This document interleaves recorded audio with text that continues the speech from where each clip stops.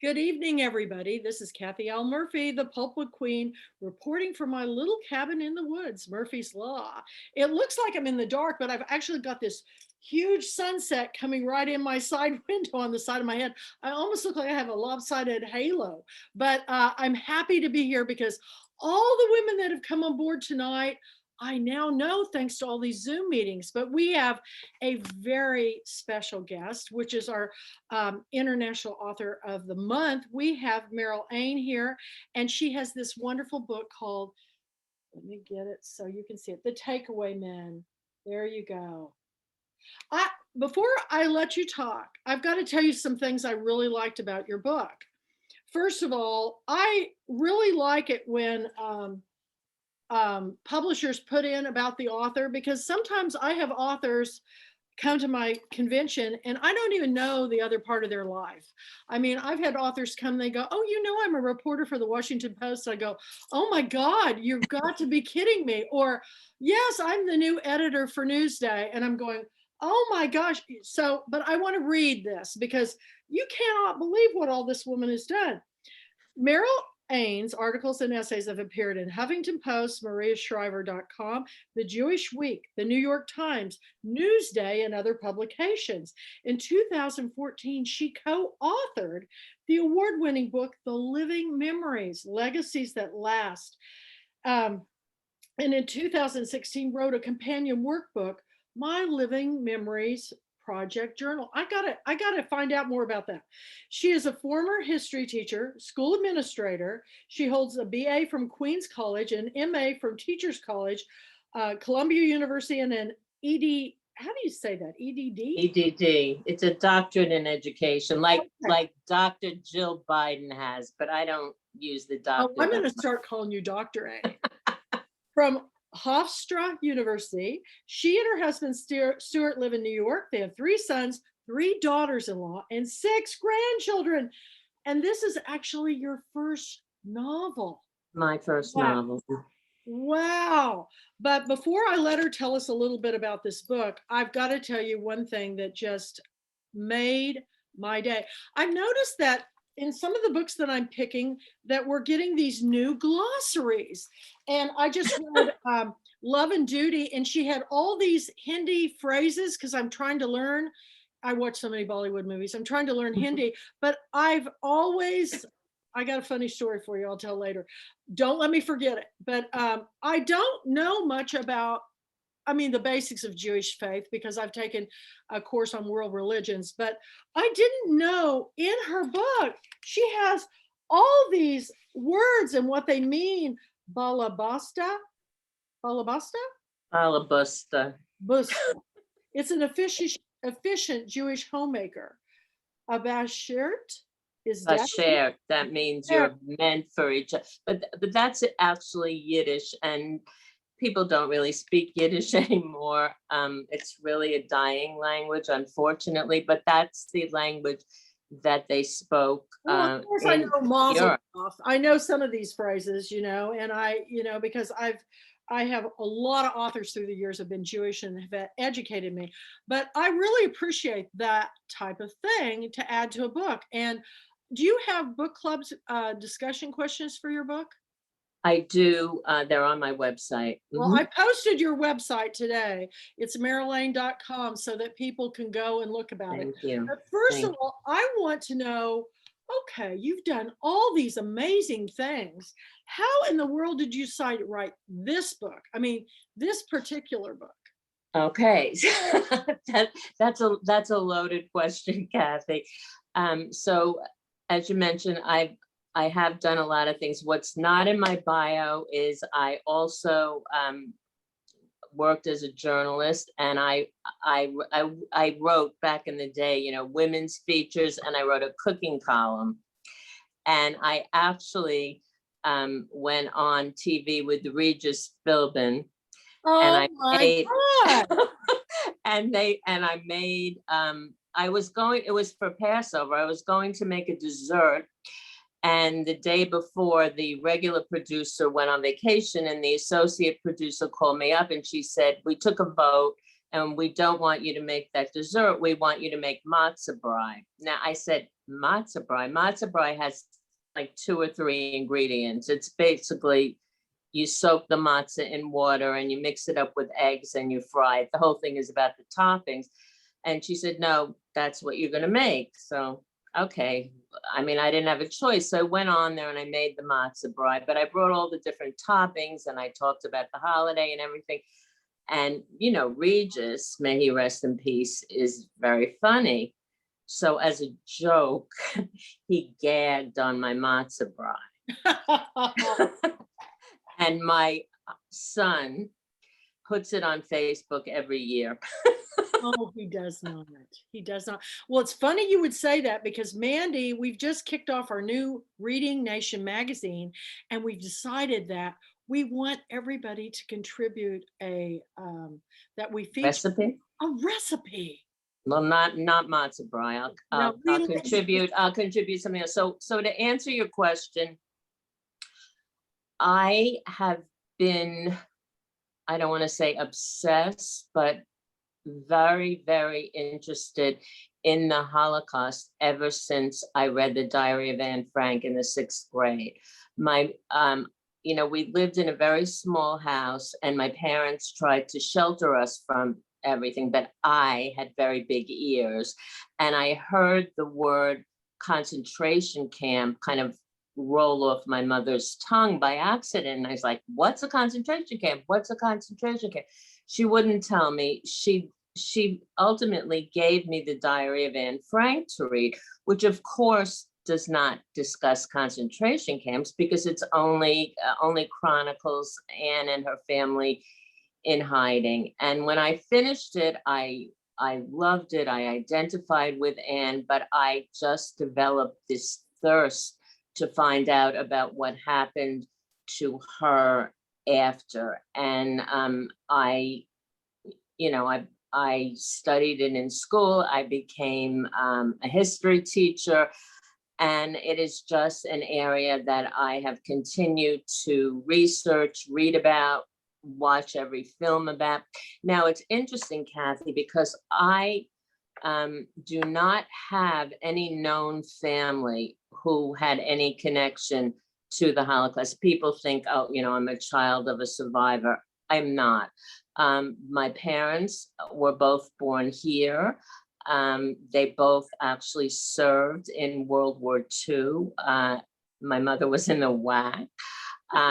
2 of my grandparents were born here, and the other 2 came here when they were very young children. So there's no family connection, but I've just been drawn to this. So we've had family friends who are survivors, and then I have a number of friends who are children of survivors. So I wanted to tell the story of what happened after the war, after the Holocaust, because I don't know if probably somebody knows this or you all know it, that on Amazon, the #1 best-selling category in novels is Holocaust novels. But my book is not a Holocaust novel. My book is a post-Holocaust novel, and there aren't that many of those. Because, you know, in the mind of the public, the war was over. 6 million Jews were murdered, 5 million others. The survivors, most of them were unwilling or unable or unwelcome in their home countries. They left, they dispersed, they went to the United States, Canada, Israel, Australia. And that's the end of the story. But that isn't the end of the story. I learned from my research and from my friends and from the interviews I did as a journalist that cloud, that trauma of the Holocaust followed not only the parents, but the children as well. And even to some extent, we're finding out the grandchildren. And I thought the story could better be told in fiction. You know, as a history teacher, I love research. I love studying the facts, but everybody doesn't. And that's why I love historical fiction, because when you tell a story, through characters, through a plot line, people can identify with it and they can learn. And, because and let me just, I took my responsibility very, very seriously, because I have no connection, no family connection to this.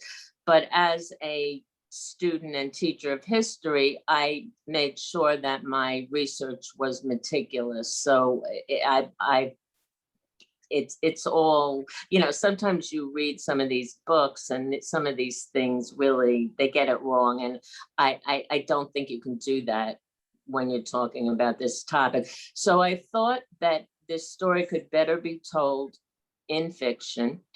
And I also wanted to raise important questions. So when I write an opinion piece or I write an essay, I'm basically saying what I think about something. I wanted to throw out questions, throw out themes, and have the reader think about them. And, the themes are particular to the Holocaust, but they're also timely. They're timeless. What is our responsibility to others? How do we treat people who are different than we are, particularly immigrants? What do we do when we see evil in the world? Do we look the other way? Do we speak out? Do we take action?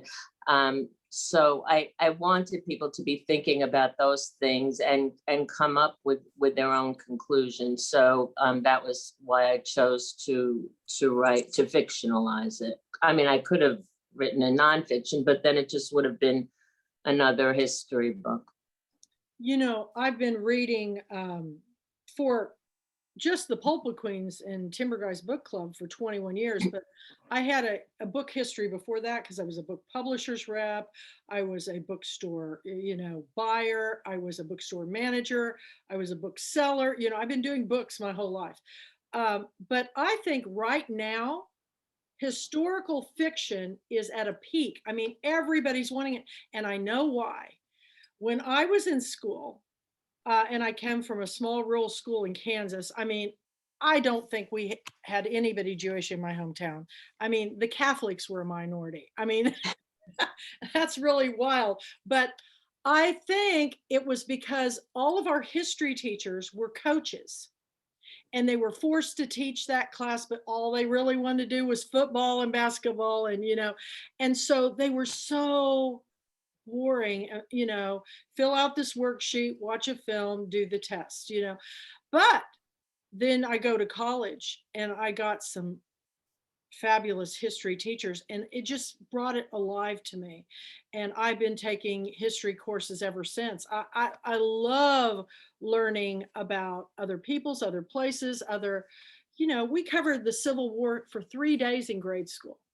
Now, Anne Frank was something that was covered when I was in school. Really? Yeah, I really, I was thinking, since you mentioned that, I thought of all the history we learned, that was something that was really covered. And I think that story really resonated with young learners, young people. And it's quite a story. I'd love to go to Amsterdam to see the, um, museum that they have there. Everybody The said, Anne Frank house. Mhm. yeah, it's just, has anybody gone to the Anne Yes. Frank house? I was there. What was that like?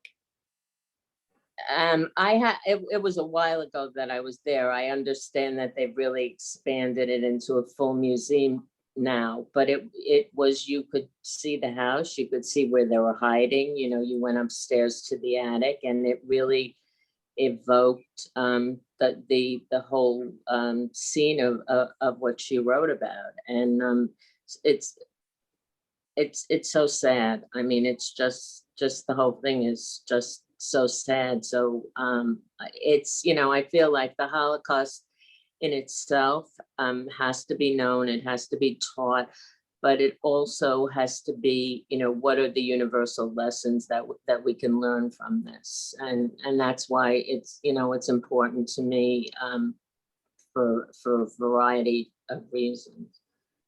We need to know more world history and more about all of these things and how we do it. Wonderful school administrators or teachers or librarians. I think the historical fiction is the way to go. And did you ever think about writing it nonfiction, or you were definitely just going fiction? No, I thought about doing it as fiction. I had actually, I sort of well, not infiltrated. They invited me in. They welcomed me into this group of children of survivors, and they knew that I wasn't one. And I had met with one of them, and she was also a teacher, and we were thinking about doing interviews and doing some kind of a thing for students, because you mentioned our first book, The Living Memories Project. That was a collection of 32 interviews about how. Is that available where we can just order it? Oh, absolutely. Yes, you can.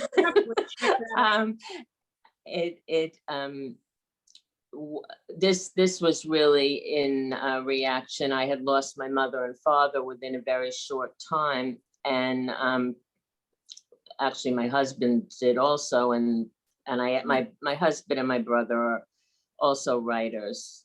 My brother spoke at my father's funeral and said, in our family writing is a competitive sport. So I really had a lot of trouble getting over the loss of my mother. I mean, years. And I started talking to people and finding out that, there's a Buddhist saying, which I have in the book, when my loved one was alive, I knew him in 50 ways, and now that he's gone, I know him in 49. So the physical person is no longer there, but people do all kinds of things to keep the memories alive. So we interviewed people. You're in Texas. We interviewed Linda Johnson Robb about her mother's wildfires and how she likes to wear some of her dresses, even though they're too short on her. And then she gave some of her mother's scarves to some of her best friends. And we, some of the people are more well known, but many of them are just ordinary people. George Clooney, not George Clooney. I wish we could have interviewed George Clooney. We interviewed Nick Clooney, who's George Clooney's father and the brother of Rosemary Clooney. Yes. And there were people who started foundations in memories of their loved ones. There are people who just make recipes, or someone made memory quilts. So anyway, I had experience doing the interviews, and originally I thought that I would do that because I thought there's no way that I can ever write a novel. It was a total mystery to me. But what happened after I retired from the school district, I joined a book club, and I started reading many novels, and I actually joined 2 book clubs. And I said, I really love this, because when I was working, maybe I read 2 novels a year. I just didn't really have time. And if I read like nonfiction. So I started reading them, and I said, I want to figure out what's the secret to writing a novel, and what's the formula, what's the arc. Couldn't figure it out. Then I finally, after reading many, I finally read one, and I said, maybe I could do this. So I took some courses, and I read books about it, and then I thought, I'll try it. And so then I just thought that the story would be better told in a novel for the reasons I said before. So I tried it, and my husband, who's a writer, was my muse. So when I finished each chapter, and he's very critical, he will tell you if he doesn't like it, and he's particularly hard on me in regard to my commas. He just, when he has nothing else to correct, he will correct my comments. and he liked it. And I shared each chapter with him. He did have suggestions. For those of you who read the book, he absolutely insisted that I bring in a former Nazi. And I said, I don't want a former Nazi in the book. He said, no, you need some action. You have to have it. So there is a former Nazi in the book.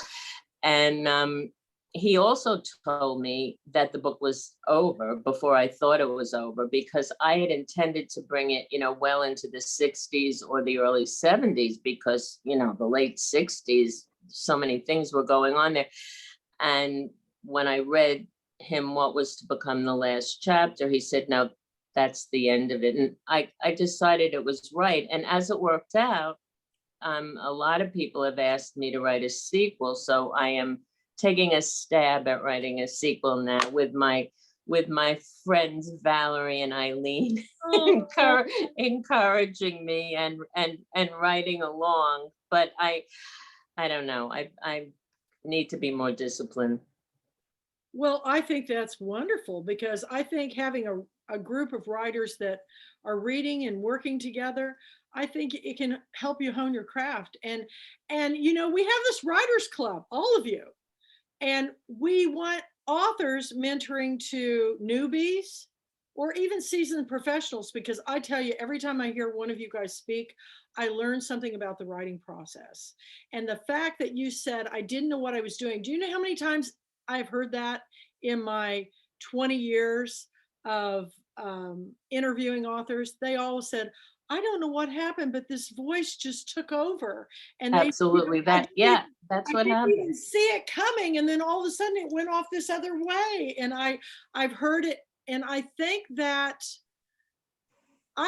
from my perception of hearing all of the authors all these years, that it's our way of working ourselves through difficult things. No matter what your life circumstances, it could be something, the death of a mother, family member, or a divorce or something, or the loss of a child. I think everybody's trying to work through something, and the only way they can do it is, for them is right. And I think it's the best therapy in the world, because, there's nothing wrong with being addicted to writing or reading, but alcohol, drugs, all these other things, they can kill you. So, good for you. Well, I'm excited.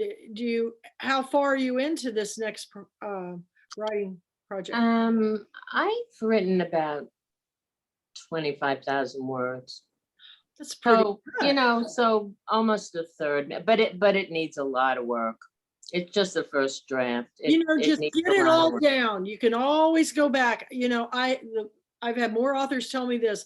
Don't worry about editing as you go. Just get Right. it all down, because it's going to take you multiple times to get it just the way you want it. And it's like I paint. People go, how do you know when you're done? And I go, I just look at it and go, I'm done. Yeah, I can't. How do you describe that? I just know. Well, I just, you're right. That's what I like about it also. I during the pandemic, here I thought I was going to have all these live book events, and of course that didn't happen. So I challenged myself to meet virtually. This was almost a joke. I picked a number out of the hat. I picked 100 Zoom sessions. My husband said, "Oh, make it 150," and I didn't. I said 100, and I'm actually halfway there already. So it's not that hard. I've got, I think, over 125 videos that I started just, not that long ago. And they're all from these Zoom meetings. And I just go, how did that happen? But, I think there's something to be said. My children say, Mom, you post too much, you document too much. That's what I do. That's the Virgo in me. I want to document everything. It's kind of like an oral storytelling of the storytelling. And so who's doing that? There's not a whole lot of people thinking of it that way. But we have museums that document stuff, but I think our storytelling needs to have documentation too. So I kind of see it as my way of creating that library of visuals of. Well, and I think also that during the pandemic, I know there were book groups and Facebook groups and everything before, but I think that they've really grown and they filled a great need. And they, like, I haven't even met these ladies, and they're my friends. And I've met so many authors and readers, and so I think that it's very important. Well, one of the things I thought was so interesting in your book is talking about these twin sisters, you know, um, and then where you got some of your where you did your research. I read about this in your last. Tell a little bit about that, how that About came about. the twins. Okay, so what I learned from the survivors I knew and from their children and from all the research that I did was that everybody in a family where the parents have gone through the Holocaust, they carry that with them, and they I don't want to use the word trauma because some people don't like that, but they're all impacted by that. Coming from DNA even too? Well, I don't want to go that far, but there is a theory that it is in the DNA. I'm not saying that, but I don't know whether it is or it isn't. But that trauma, which was really, I mean, horrendous. And every time you read or see something, you learn something new. And the depths to which human beings sunk. I mean, in perpetrating these crimes was terrible. So what I learned was everybody was impacted, everybody was affected, but they were affected in different ways. So, and I learned that really just from knowing so many survivors and children of survivors. So with the survivors, some of them, like my character, Aaron, never spoke about it, refused to ever say a thing. And yet there's the other character, Jacob, who can't stop talking about it. So those are the two polar opposites. So I crafted twins. And again, I don't want to go off on a tangent. I keep mentioning my husband. He is an identical twin. So, and I actually met my husband when I was on a blind date with his twin brother. So, oh my gosh. And my husband says he chose me. And my brother-in-law has the nerve to say, oh, she wasn't my type. But that's not really true. But anyway, well, I'm not his type and he's not my type. But anyway, so I have been living with this concept of twinness and this reality of twins for a very long time. And what I learned from them is, so they're identical. The twins in my book are fraternal. My husband, Howard is his brother and Stuart is my husband. They looked identical for many years. Now they don't. They're very close. They speak on the phone often. They've never lived in the same part of the country, but they're very close. They have similar tastes in food, etc. But they are different human beings. I used to say, their containers are the same, but their souls are different. They have very different characters, different values. So I thought in crafting these fraternal twins, so we had Jojo, who just wants to be an American girl. She wants to be popular. She's embarrassed by her father's accent. And then there's Bronca, who's full of anxiety and fear, and she wants to figure out a way to heal her father. So I wanted to honor, what I knew from the children of survivors I had met, but also from my research, and it manifests itself in different ways. So the twins are the polar opposite of the reactions. And then there are all shades in between. And the biggest compliment I got was from my friends who are children of survivors, who said, "You got it right. You didn't paint us with one brush stroke." So that was really the reason for the twins. That's fascinating. But I was trying to think, you mentioned real life twins that you went to for research too, didn't you? In your final acknowledgments, you went, Oh, uh, yeah. Well, I said that I had read the Bush twins book, Jenna Bush Hager and Barbara Bush. They had written a book about being fraternal twins, because, my personal experience was with male identical twins. And then there's another writer, Abigail Pogrebin, who has a twin sister. They're identical, and she writes very honestly about the perks and then the downside of having a twin. And I also, did speak to a number of other twins, and I know other twins as well. So I I feel went to like school with a lot of twins. I mean, and they had names like Carrie and Mary. They were always rhymey names. they Uh, don't really do that so much anymore. In fact, Eileen will know, when I worked in this school district, because now, it used to be twins were kind of a freak thing. Now with fertility drugs, there's so many. I mean, we had one year we had 4 sets of triplets in kindergarten. So twins and multiple births are not at all unusual anymore, but they were when we were growing up. I think we had 6 sets when I was in grade school. Really? Yeah. Wow. So did I. Yeah, and they had Really? A lot. and in the South we had Cheryl and Carol, Lisa, Teresa, Tommy, and Terry. Yep. Yeah, so it's like, It and a was, set of triplets. and I lived in a town this big. I know, Like that. little bitty town, and we had 6 sets of Wow. grade school. And they were identical or fraternal? They were All fraternal. of them were identical. Oh, they weren't for me, but it was really funny that way. It's always been kind of fascinating. And I think that was interesting how you did that.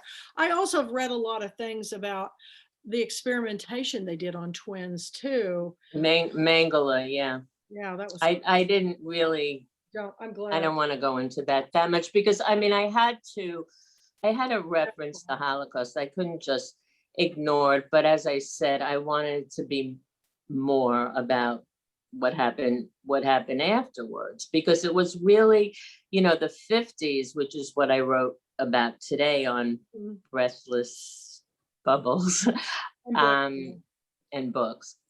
The 50s, you think about Happy Days, and you think about the TV show, and you think about the black and white TV and the businesses and the GIs coming home and all the suburban neighborhoods sprouting up. But there was just this really dark underbelly, with the Red Scare and the fear of communism, and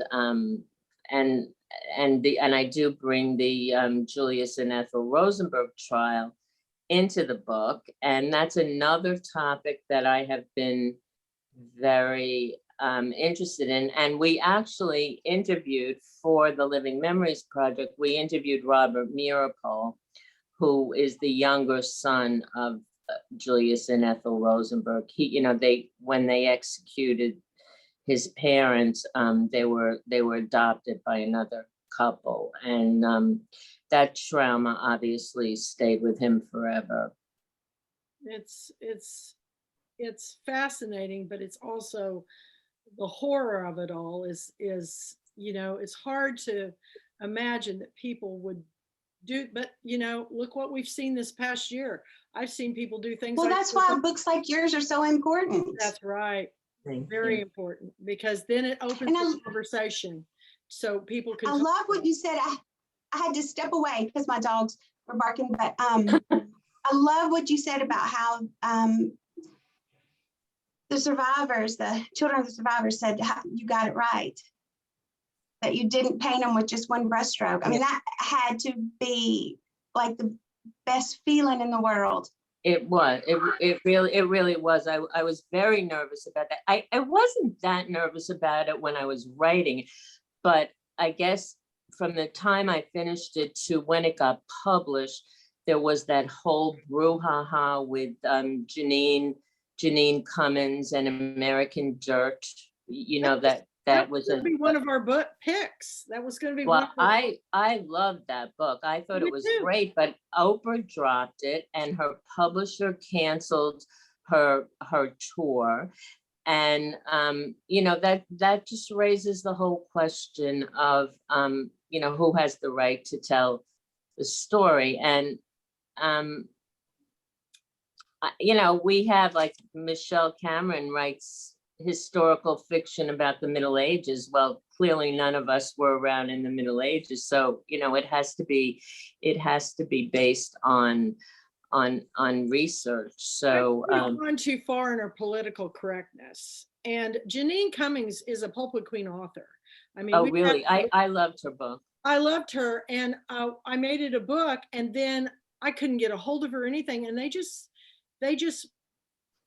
said, don't say another word about it, you know, and couldn't get her to respond. And it's not her fault. She was silenced. And I just think I stood by her on that book, but they said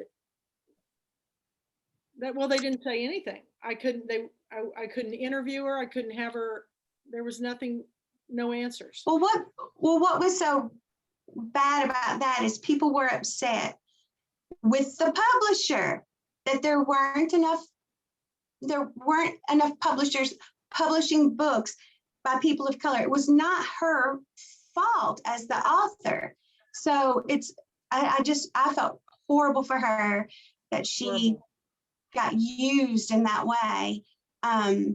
Because I do agree, there should be more publishers that are publishing people of color. But that was, you know, it was like, that's two separate things. Well, because I was at the bookstore when it came out, and there are a lot of people that read her book who then researched more into really what was going on. They wouldn't have done it. It wouldn't have opened their eyes and got them to really look at it if it wasn't for that book. So I felt horrible for her. I felt well. It's interesting. I in line with this, and again, I don't know what the issue was, because I'm not really that well versed in that topic to know what the issue was with hers. I felt I enjoyed it. I thought it was well written, and it made me have much more sympathy and empathy for those migrants. But I participated in a panel last week for Holocaust Remembrance Day, and the question was, remembering the Holocaust, whose story is it to tell?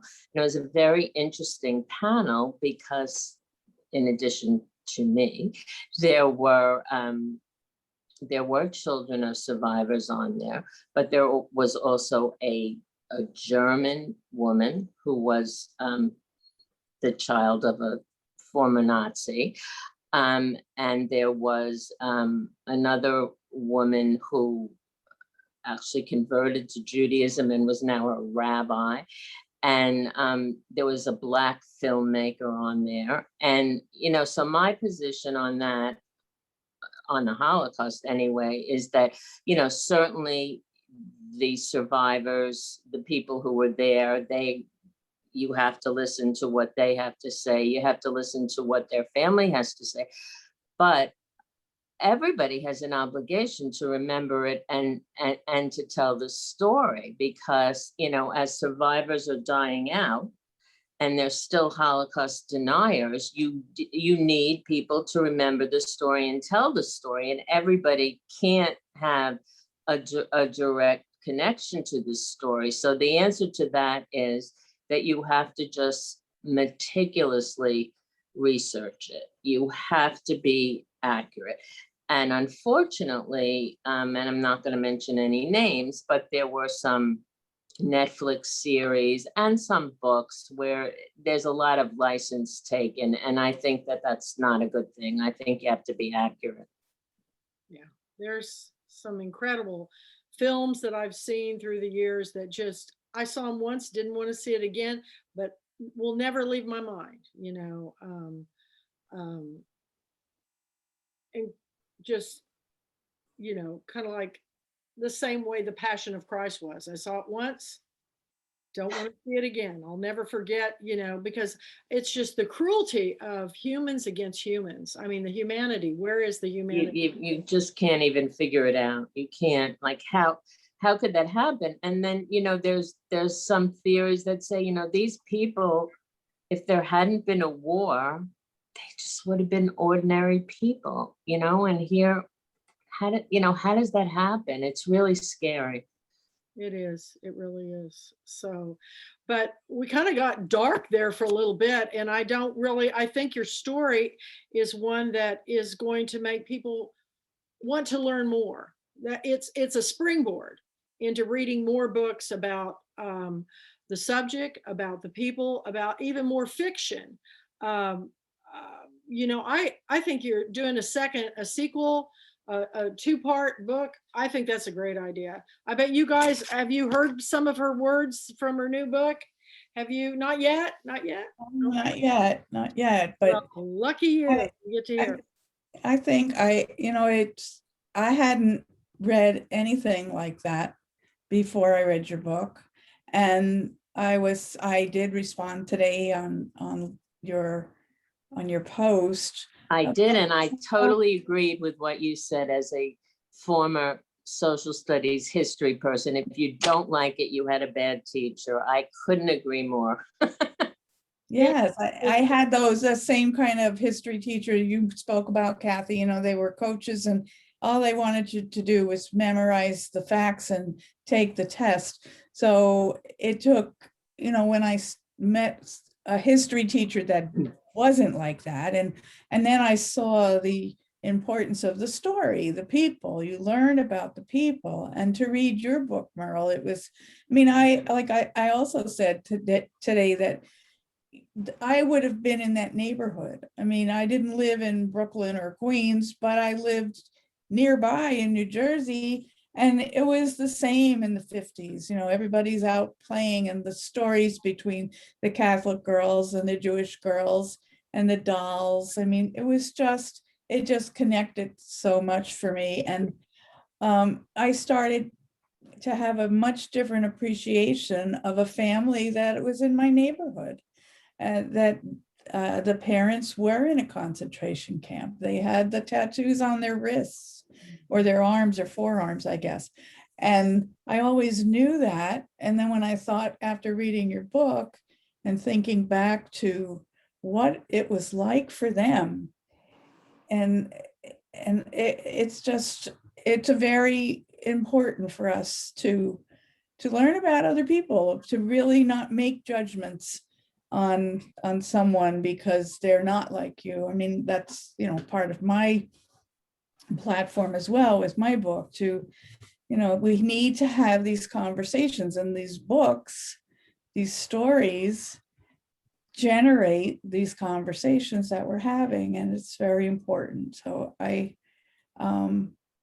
have to really applaud your efforts, and as much as we've talked and know about each other's books, I just learned a whole lot more tonight, telling more information. It's true, because I've listened to Kathleen Rogers now a bunch of times, and every time I hear her, I hear something new. That's why it's important that we record them, so that there's always new people seeing them and reading, and learning about the books and things. So the oral history, or the story behind the stories, are important. And it kind of brings the full picture into full focus view. You read a book and you take a Polaroid, then you read a book and discuss it with somebody else, and maybe you jumped up to the little, better camera. And then by the time you're done, you got the highest Canon digital camera area. It's perfect, you know. It's really about bringing it all into full focus. And that's what I look for.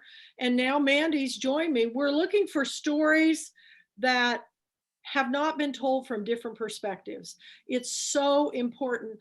So many of the authors saw all the books that I posted today and they go, how do you pick? And I go, it's not as hard as you think, because people write books and they don't really research how many other books there are on that subject. And a good example is I took a writing workshop and there were 3 people in this writing workshop of, I think there was 8 of us that were writing a book about Sacagawea.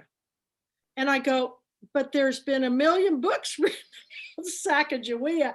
And they go, well, I just find her story fascinating. And I go, but you know, if you don't have a different perspective on it, you know, you've got to think about that. So I think everybody here has written books from those different perspectives, and it's just springboard into conversation. So let's open it up to any questions amongst any of you guys about anything about the book. The cover, did you have anything to say with the cover of the book?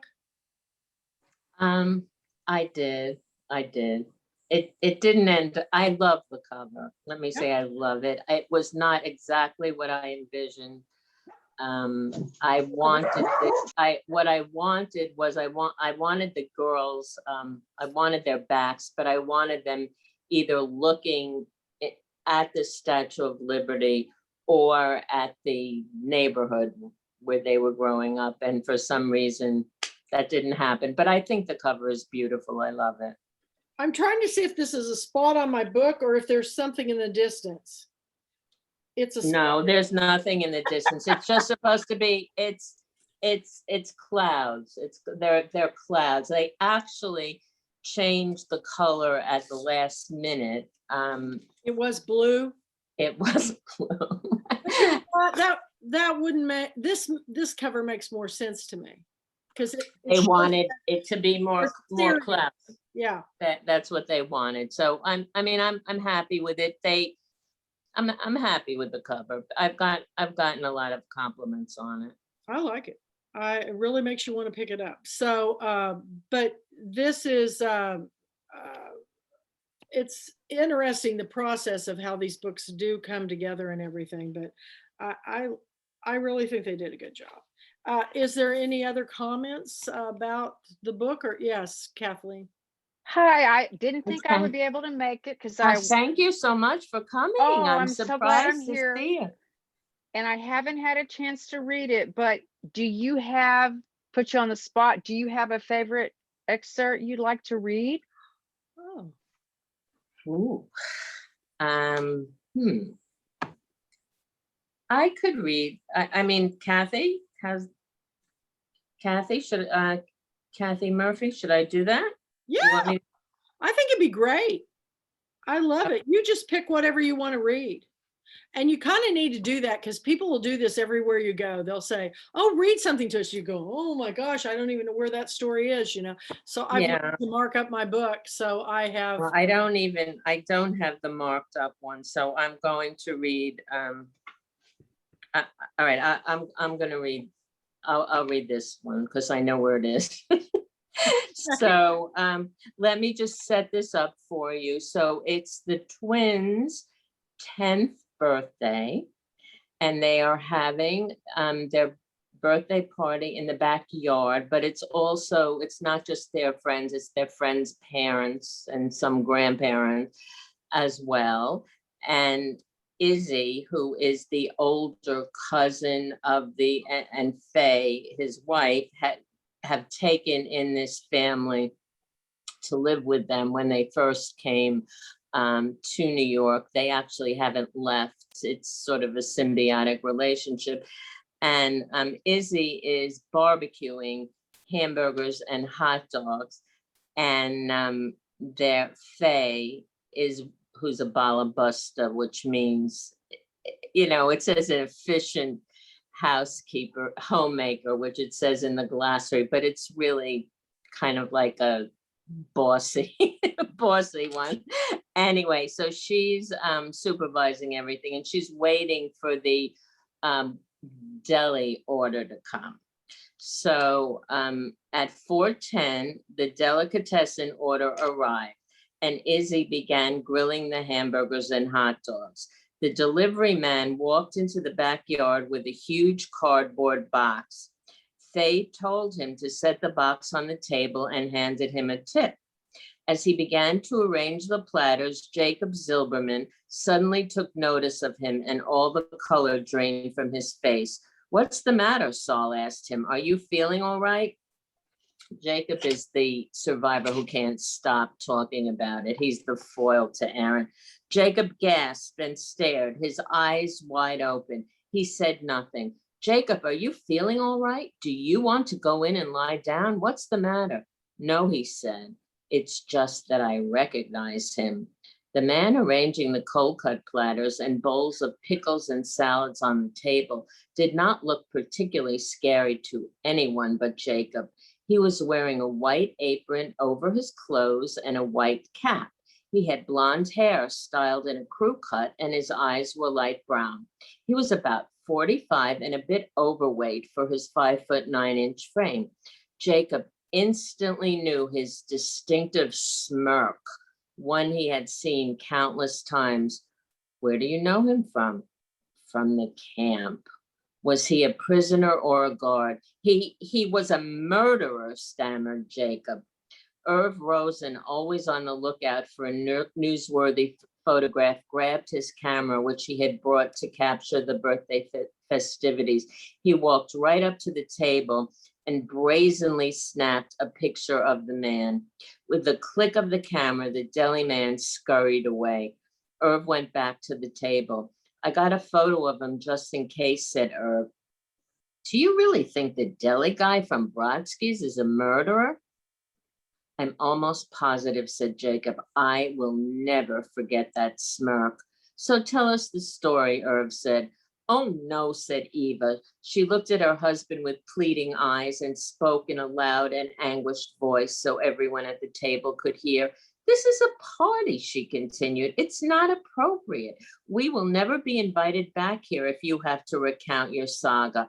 I'm sure Judy and Aaron have harrowing tales too. It's not a party game to show and tell what happened in the Shoah. You know, I never talk about what happened to me to anyone but you." She was wearing a white sleeveless blouse and held out her forearm to show a blue tattoo that read A13852. "I got this memento from Auschwitz, so it's not that I can ever forget I was there. It's too upsetting to speak out loud. The memories come to me in nightmares, but I'd rather not share what happened, especially at a simcha." That's a party. "On the other hand, my husband just can't stop telling his story." "Excuse me, I'm going to see how the kids are doing," she said, leaving the table in a huff. Jacob Zilberman was a little man whose beaked nose made him look almost bird-like, but he had a big personality, and what was on his mind was often on his tongue. "Don't mind Eva," Jacob said to the others at the picnic table. "She suffered in unimaginable ways. We just handle it differently. She prefers to keep everything to herself, bottled up with a cork that explodes from time to time. My therapy is to tell everyone I know." No one at the table could think of another thing to say. Even Irv had no more questions. There was dead silence. Jacob's mind went back to when his family first arrived at Auschwitz and how he had been the only one not chosen for instant death. "That is because I was young and strong," he thought, the guilt still tearing at him. No matter how many years went by, remorse was his constant companion. "Perhaps that's why I need to talk about it," he thought, as a way of doing penance. "I wish Eva would understand. My parents, brothers, and sisters all died in the gas chamber, and I lived only because I assisted the Germans in their evil deeds." Wow, that's very good. Thank you for just picking that shortly. That was a pretty good excerpt there. So, Thank you. Thank you for reading that. Yeah. Thank you for No, asking me, Kathleen. yeah, thanks, Kathleen. And she had a Zoom right before this too. So it was really good. But we are thankful that you're here. And we are, so how do you like being an author as compared to all your other jobs, career? It's my best job. I love it. I love it. It's first of all, I mean, Eileen knows. I mean, I was an assistant superintendent, but I had a superintendent and I had a board. I mean, I love not answering to anybody. And I love it. And I love meeting with people and talking about the book. And I have to discipline myself more with the writing, but I love being an author. Oh, I think it's one of the greatest gifts that we can have is sharing our stories, you know. If people would just stop and listen, you know, a little bit. Well, hopefully they will after they hear this, because this is all going to go up on the Kathy L. Murphy channel. When you think about, so you're working on the next book and you're going to do that. Have you thought even beyond that at all about kind of the way you're going to be going as an author? I mean, I'm thinking about it. I have a lot of stories. I have a book, Eileen, which I'll probably never write, called School District. called School what? School District. I don't know. You know, before I really decided on a sequel, I was thinking, you know, should I try something different? Should I try a mystery? I don't know. I mean, obviously, you can see from my bio that I am all over the place. So who knows what I'll end up doing? Well, how many of you in the audience have had one job your entire life? I mean, I'm always juggling a million different balls in the air. So well, that's what's so interesting now. It was unusual, you know, when we were coming up to do many things. People mainly had one job their whole life, certainly in our parents' generation. But now, I mean, now they go from one thing to another to another. And I like to think of it as reinvention, like to keep reinventing and remaining relevant. Well, a lot of it is you can't find, unless you go corporate or school or hospital or something like that. Most jobs now are not full time. They've gone to part-time jobs, and so people have to have multiple jobs in order. Isn't it amazing? I was thinking my dad worked his whole life and my mother never worked ever, not once. And I think we had one family car at first, then later on we had more. But I think about that. They had one car and we didn't own our own home until I got into almost high school. We rented. And I just think nowadays when kids get out of college, they want a 3-bedroom home, 2 cars, and, you know, they want all the things that my parents worked for years to get to. But I think this COVID thing is going to change up everything for all of us. What do you think is going to happen? I think it's kind of like right now it's the wild, wild west. Everybody's like exploring the new territory. And the people that work the hardest and have the most focus will be the ones that establish the new towns and cities, so you say, in the, you know, if you're looking at the West, how they went out and, you know, the railroad goes through and they build a town along the railroad. I think right now publishing's going to change. It's definitely when you know, there were 5 big houses, one of them's for sale. And oh, really? Which one is for sale? Simon & Schuster. And the rumor is that HarperCollins is going to buy it, but who owns HarperCollins? Random House. So, you know, remember when we had Southwestern Bell? You know, we had that little phone company. What happened to Southwestern Bell? Now we've got Verizon and Sprint. It's like that. you know, we had one phone company and then it splintered off into a million and then it went back into, what we've got 3 major phone companies now. I just think that's what we expand and then we contract. And I think people went to the cities and now people are moving in here in droves. There is nothing for sale at Holly Lake Ranch. They're wanting out of Dallas, Fort Worth. They want to get out of the city because they can't, the traffic's horrendous and they can't really go anywhere. So they want to go somewhere where they can get out and at least drive and not have to worry about things. But everything's, my biggest fear is that we'll lose the internet. If we lose the internet, it's like starting over because Why do you think we'll lose the internet? You mean terrorism or something? Well, what's the one thing that could disable our country faster than anything? I mean, you take away the internet, then how are people going to pay their bills, check their banks, do their business at home during COVID? Zoom with friends. Yeah, Zoom with friends. I always do this. I don't know if it's just me, but I always zoom out and look at kind of the big picture of this, what's happening to the world. And the big picture is we've gotten overpopulated in areas and so now we've got, this disease that's mutating into all these things, and it's tragic. And only half our country is gotten their immunizations. So they're hoping to have them by, I think they said June or July, but I don't know.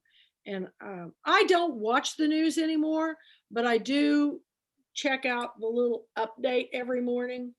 And boy, Brazil, India, these countries are getting hit again.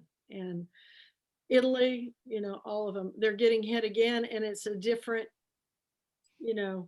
Strain. So I don't know what's going to happen.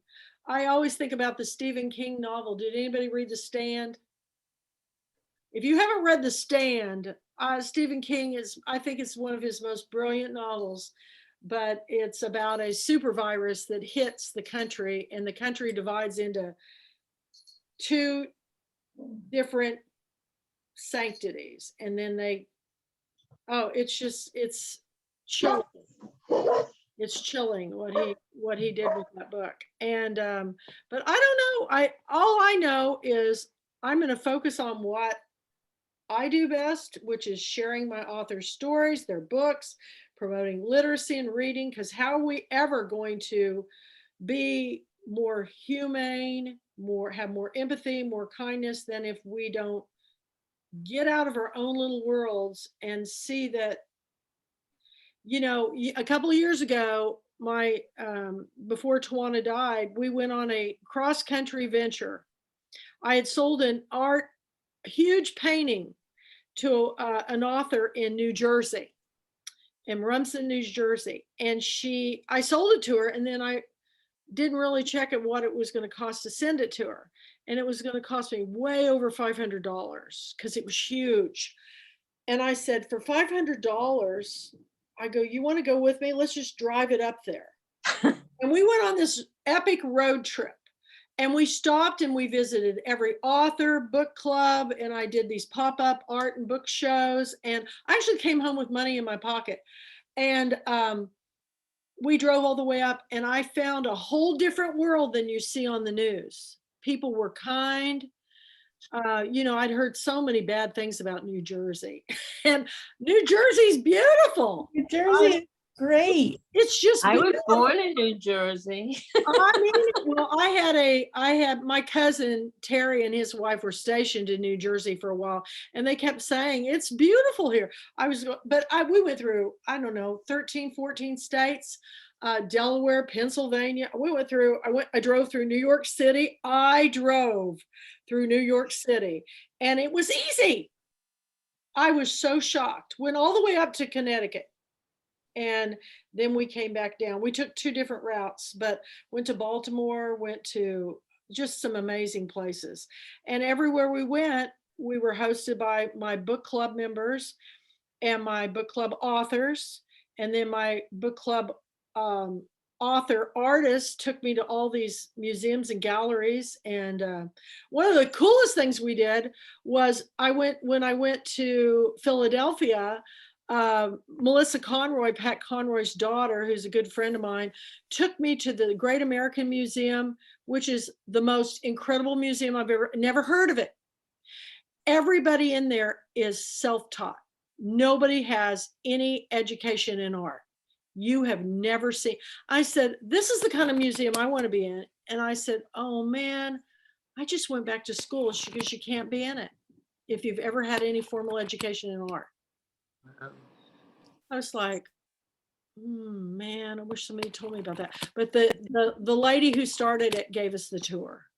It was the most amazing thing I've ever been through in my life, to have the museum, and it's huge. The woman who started, it was a trip, and I know that it was one of the last trips with Tawana, my friend, and I'll never forget it. We just had a wonderful time. So I hope that when this all opens up, now that we're in all the Chicago, we're in, let's see, where are you in Texas, Kathleen? Dallas, Fort Worth. Oh, well, you're close. Mandy's out in Fernandina Beach, Florida. I mean, we've got Eileen, you're up in, what's the name of the city? Oh, it's just a little city, South Plainfield, New Jersey. Yeah. In the middle of the state, near the 15 minutes, well, a little bit more than that, to the ocean, maybe a half hour. I'm telling you, what I've always said is, if we could get all the authors on board and we put together Pulpwood Queen tours, where you just go around all the Pulpwood Queens and have them host you. And let me tell you, they put out the dog for you when you come, because we stayed in some fabulous places. I mean, when we stayed in Rumson, New Jersey, that house, I walked in and I started bawling, because they're art collectors and her husband was a sculptor, and they had museum quality art. And then they bought this giant painting of mine called the Blue Portal. They took everything down in their dining room and they put my single painting in there. That's what Laurel Davis. Laurel Hoover. She wrote The Velveteen Daughter. Yes. And she's such a kind person. She is the most loveliest person in the world. We'll be bonded forever because of that trip and all the things. And, her husband has passed since I was up there. She lost her husband, just like about, I think it surprised her as much as it did for me, Tawana. But if you do that, you will have a wonderful reading author life, and I can help you. So we may say that may be the next thing. Pulpwood Queen book tours. Kathy and Mandy are coordinating, where you can just get in your car and go around to all these book clubs. But you guys, when I went on my book tour with Grand Central Publishing for my first book, I was gone for a month and a half. I took 5 of my Pulpwood Queens with me. 5 of my members went with me. Who gets that luxury of being with your friends every day for a month and a half nonstop? We will always be bonded for life, all of us that went on that trip. And I'll make little clay off Kathy's and Ruthie's and Meryl. I'll make little clay pins, and we can just pin you all over the map. We could, and we could have, like, how Santa goes across the globe? We could have little Pulpwood Queens going across the globe in little cars. I just think, what a wonderful life that would be, and how much fun. You're going to people who are dying to see you and hear your story, and they're going to wine and dine you, and you're going to get to stay in a really nice place. And and it's pretty easy, Tawana said, hey, Kathy and I are driving to Rumson, New Jersey. Who wants to host us coming up and coming back? And they just started coming in. Come to Philadelphia, come to Baltimore, come to Jackson, Mississippi. And so we hit them all. But there were a couple of days in there where I drove 13 and 14 hours to get from the hardest was Virginia. I went to one chapter in Fairfax, Virginia, and then I went to where is Lisa Hodgkins? She's up, and it took us like 13 hours. But beautiful country, y'all. Beautiful country. And Well, you I'm know, going- there is a wonderful Carolyn Leavitt. Several of my Jewish authors have told me that there is a wonderful Jewish book festival in Dallas, Fort Worth. And they said, you got to get on that because they, you know, do you know Carolyn Leavitt? She's one of my authors. She's up in, Just know her name. I don't know she's her. in Brooklyn. She's in Brooklyn. And she's one of the authors of The Mighty Blaze, her and Jenna Blum. And she said she went there. I'm trying to think who else went there. But you know, I always say look to the things. If you have a subject matter, look to the, like, I'm Methodist. I've been hit every Methodist church in the tri-state area, you know, because I'm Methodist, and you know, but I've hit a few Baptists and other churches too. And I've even gone to Jewish synagogues. So you know, wherever they'll have me, I'll go. I'm kind of like regardless of, you know, what religion, what race, what color, man, if I get the invitation, I'll jump in a heartbeat because I love to see how people live in other parts of the world. I love to see what they eat. It's just a lot of fun. So I'd love to find some snake handling services. snake handling. Anybody? Well, I need to hit you up with Christopher Cook is one of my authors, and he as a child he was a child evangelist. He now lives in Prague, but he grew up. How do I not know You this need to know. person? You need to know. He's coming to Texas this summer, and he's from around the Beaumont, Port Arthur area. But they handled snakes in the church he was growing up in. Child evangelist? I mean, like Tent child evangelist, and he wrote how old? Screen Door Jesus and Other Stories. You got to read it.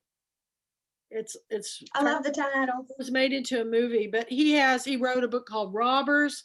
I think that was maybe the second book, but you know, I can almost, you pick a subject and I can find an author, you know, almost on any subject, but I'm constantly looking. You know, most of the authors that come to me are recommended by another author or another bookstore owner like Sherry Staunch or like I'm going to be there. I'm yeah, going to be when very will you be there?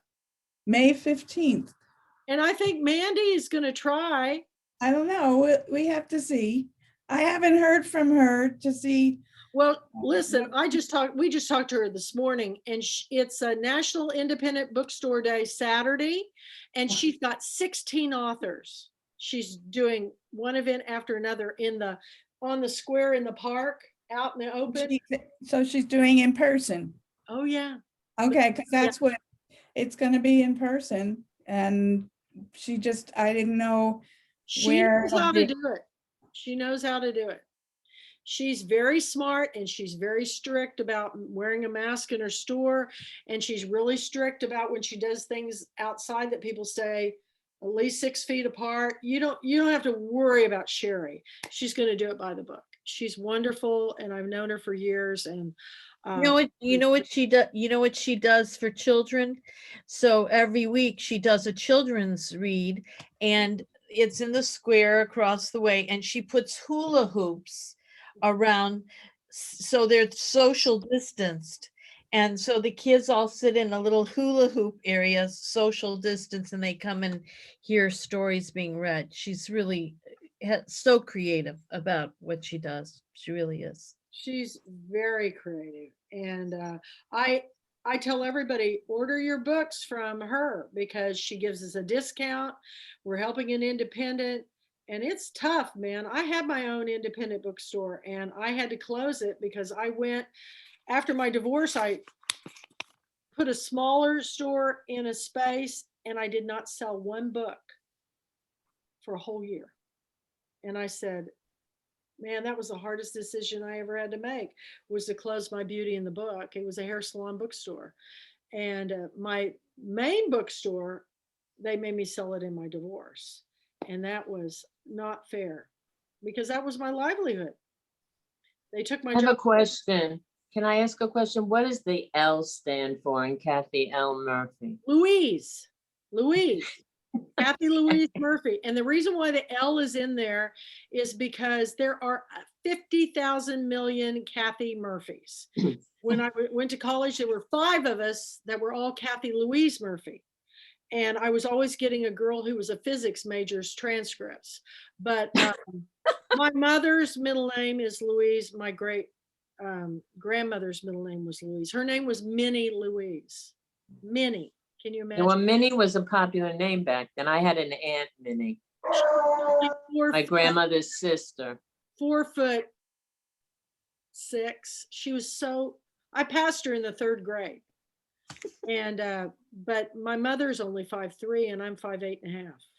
I don't know where I got the Amazon gene, but I'm taller than everybody in my family, including my dad, So Minnie Louise, Mary Louise, Kathy Louise, and nobody wants to use Louise from now on.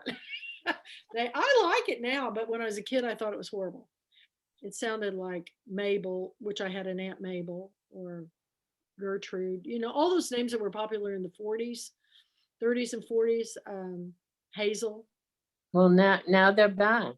Yeah, they're back. Hazel, Sadie, Sophie, Myrtle, and the same way with boys' names too. Those old-fashioned boys' names are coming back too. But Henry, yeah. I love that name Hazel. I had when I worked in children's, I think I might have told Kathy the story. There was I was echoing a baby, and a 9-year-old girl family member was there, and she was not happy. And I said, trying to talk to her because she was bored. And I said, "What's your name?" And she said, "Hazel." And I said, I love that name. One of my favorite aunts is named Hazel. And she said, "Everybody's got an old aunt named Hazel." I have hazel eyes, so people always say, "Oh, your eyes are so blue," and I go, "They're not even blue. They're brown with little." Oh, look at the cute dog! Yeah, Looky there. he's like a big version of my dogs. What are you doing? Denton. Oh, look, there's person. Say hello, Denton. Say Hi, hello to all Denton. these beautiful authors. Well, look, he's Rescued adorable. in Denton, Texas. So I've he's got Denton. Figment. This is my new kitten. That's Figment. Figment of your imagination, because the first 2 days he hid under the bed. I thought he was a figment, but he's fine now. Anyway. So before we leave tonight, is there any news any of you guys want to share? We'll start with you, Meryl. What are you doing next? What are you doing? Are you going to be doing some more Zooms? I am. I had a Zoom yesterday. I have a couple next week. Yeah, and we have our big anniversary coming up on Pros in the Pandemic at the week and next week. So we're going to be busy with that, right, Eileen? Oh, we're busy, yes. But other people are, we're just doing a lot of different things. You need some t-shirt giveaways? Say that again? I've got some Pulpwood Queen t-shirts I found that I didn't even know I had. I would be glad to give you some. Oh, let's think of that. Let's think about that. Happy anniversary. And before, Meryl, what is your husband write? What kind of books? Excuse me, what? What kind of books does your husband write? He doesn't write books. He's a journalist. He's a print journalist, and he worked for the Daily News. He worked for the New York Times, and he's worked for some Jewish newspapers. Now he's retired, but you would never know it because he's freelancing for about 6 different media outlets. So he loves his story, and every story is the most important story. And do you know Bill Dedman, who's with Newsday? Do you know Bill? I don't. My husband might. And Peter Golden is another journalist that's one of our authors that's written for everything, but he writes novels now. So yeah, I've learned more about journalists through my author's books than I ever dreamed, but that would be an interesting life. right now it'd be really interesting. So, Well, right now, he basically does everything on the phone. But it was interesting. I mean, it was interesting. And, years ago, so for instance, they were talking about, that what's his first name? I'm thinking Walter Mondale died, the former vice president. And so my husband was covering Queens for the Daily News, and Geraldine Ferraro was a congresswoman from Queens when he appointed her, when he chose her to be vice president. And I remember it was a Sunday, and he said to me, "Oh, they called me. She's going to be at this restaurant in Queens. Hurry up and get dressed." And I don't know, I think the other kids were in camp or something, but I took the little one with me, and we went to this Italian restaurant in Queens, and we saw her. And so that, he's just, someone found a story that he wrote years ago, when the circus came to town. He wrote an elephant, oh my and God. he wrote about it. And That's, I'm heard that story. quoted as saying, oh no. "I'm not coming because I'm not going to watch you fall off the elephant." So he's had a lot of interesting experiences. We were actually, many years ago, we were guests in Ethel Kennedy's home because he won the Robert F. Kennedy Memorial Award for a series that he did on childcare abuses Wow. in New York City, which I think still have not gotten corrected. So he just loves the story. And I say, because we collaborated on the Living Memories Project, but I say, why don't you write a book? He doesn't really want to write a book. He just wants to do his stories. So That's his he's thing. happy, he's busy. Yeah, Ruthie. Yeah, I just want to, circle back to you, Meryl, and I want to thank you for writing this book right now. Oh, Um, you know, I I know you said that, after you read Anne Frank, and then you sort of, just got historically involved in it. But, when I was a little girl, I went to Hebrew school, and my Hebrew school teacher was a survivor, and she would tell us stories every single really? Because about I have something like that in the book, and I really, it happened. that was unusual back then, Well, though. so she had to stand with her little cousin and watch her whole family shot. And she told you, did Oh, anybody complain? no, not at all. And she and her little cousin, I mean, I think she was 9 or 10, and they escaped in the forest. Somehow they got away, and you know, they ran and they ran and starved and starved, and people did take them in, and hide them, and then they'd keep going. But she would tell us stories about it, and I, was very young when I heard this. I was 10, 11 years old, and she would always say, and so I'm bringing this back to the whole thing of not about the story only, but she would say the only thing that they couldn't take away from us was our knowledge, our reading, like our stories. They could kill you, they could starve you, but they couldn't take away what was in your mind. And it was so profound. She would really begin every class talking about it. And then I mean, that is so unusual. we would be riveted the rest of the class, like she had us in the palm of her hand. So, I mean, I still remember all the Hebrew songs that she taught, for the Seder, for the Passover Seder. I can't believe that I still remember them, but why do I remember them? would I have remembered them if she didn't tell the story? I don't know, because she did it every single class. She did- That's really unusual, because you know, in the book, I have a Hebrew school teacher telling the kids, and I tell people that this was extremely unusual. It was not the norm, because people were not talking about it, you know, way Well, back. yeah, she felt that it was, well, that would have been for me. Oh, I wish I had read that excerpt then, because she has a whole confrontation. She gets called on the carpet by the Hebrew school principal for talking about.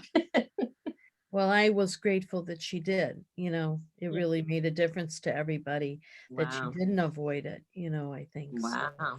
so thank you for writing it, because Well, thank you. And because it was more about not her, you know, not about us knowing what happened in the concentration camps. It was about, you know, now she came to this country, and what was her life like, and how was she gonna keep it alive, you know, so people didn't forget, like Elie Wiesel, you know, right. we can't ever forget. Right. Yeah.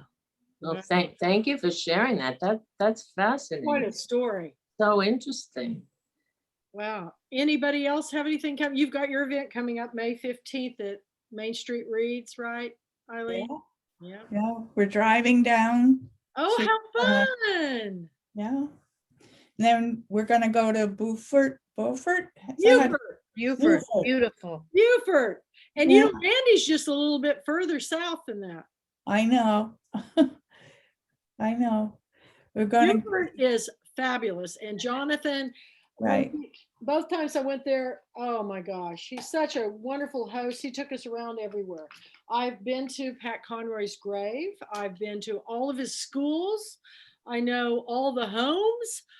We went out to a fabulous African Agullah art gallery. I couldn't get out of there because there was so much stuff I just fell in love with. But you're going to have a good time. It's beautiful, and you're just driving along the ocean. It's gorgeous. You're going to have a good time. Yeah. So, Kathleen, anything going on with you?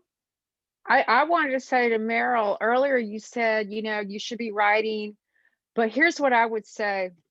This is your first baby in print. Enjoy every moment, even enjoy the promotion, enjoy the marketing, enjoy meeting people. You'll get that second novel written.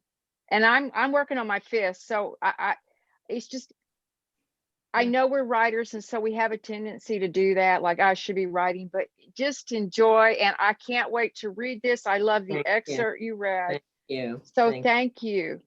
Thank you. Thank you so much. Mandy, anything you want to report? How's that magazine coming? Oh, it's coming along. It's fun. That is really exciting. I can't believe the feedback and all the people that are interested. I've got so many fun ideas to make, I don't know, make it really, really good. 400 emails when we 400 emails in the first day. And only 2 people had, like, one person had, you know, some advice that was, because I said, you know, let me know. One person, I didn't know who she was. And then the other person, it was like a long list of things that I was like, she, you know, like, well, I would like to know what page I'm looking at. There's nothing on there. There's a header that says bonus books or book of the month. You know, it's like, so I thought, oh, well, I thought, yeah. But there is another thing that I'm doing that I'm really excited about that I'm also working on. I hadn't talked about with the PEC project, you know, the cover story that I did for the school. And we are meeting every week with the city manager every other week to have our permanent displays gathered, and we're going to display them next February. So we're actually, all of the main lobby and the lower level of PEC is going to have the history displayed on the walls. And the long-term goal is the buildings are going to be moving out of PEC High School, and we might turn the school into an African-American museum of Nassau County. So that's big. And we were wanting to get young kids in the thing. This happened this morning. Some of the people, they're calling me because I'm sort of like the secretary, keeping everybody together. And they're like, we want to get young people involved. So I was thinking about us and about Kathy, the whole thing about the story. And I said, how about we have kids interview their grandparents or their family members who went to Peck, write a story. I will edit and format and get them in a book. And we'll have that. And I thought this is good as them talking to their grandparents, talking to their aunts and uncles, have them see that this building, Oh, it's a personal thing. And two, to be a kid and hold a book in your hand, you know, and I thought that's something else I'm working on. Mandy, you Yes. need to, I'll send you the link, but StoryCorps, do you know about StoryCorps? I have a story in StoryCorps. I was interviewed by StoryCorps when I worked at Vanderbilt. Okay, so they call it the Great American Thanksgiving, I think, but every Thanksgiving, that's what they ask kids to interview their grandparents or their parents. Yes. And so they have that, they have it all already set up with the questions, and some of the questions that I sent to you came from there. And I did a workshop with the Teachers Convention here in New Jersey last November, and I'm going to do it again next November. That encourages students to do that, to interview their family members. And this year, the topic was about, COVID time and school integration and racial differences and equity. And so there's some really good questions on that. If you go in and if you can't find it, let me know, or I'll send you the links. Authors. You're so sweet. Authors, isn't that awesome? I love it. Yeah, I started a Facebook group page it's called just All About Peck. All About Peck. And that's just to get people in the community connected, and like we're looking for memorabilia and photos for the displays. And You must I never, don't never sleep. No, I don't. I don't. But it's all good. Well, thank you guys. And Meryl, incredible story. Thank you. This is all being recorded. It will download. It takes a while, but I will get it up on our Kathy Ellen Murphy channel by tomorrow morning. We'll see you back at Breathless Bubbles and Books, and I'll post it up there too. So everybody who didn't come tonight can, and once it's on the channel, you guys can share it. You can put it on your websites, whatever you want to do. So we want to share your stories and get it out there in a big way. So have a wonderful night. Thank you. Thank you so much. Thank you. Meryl. Thank you, everybody, for coming. Thank you, Kathy. Thank you, everybody. Good Thank night. you. It's all about the story. We'll see you next time. Bye-bye. Bye-bye. Bye. Bye.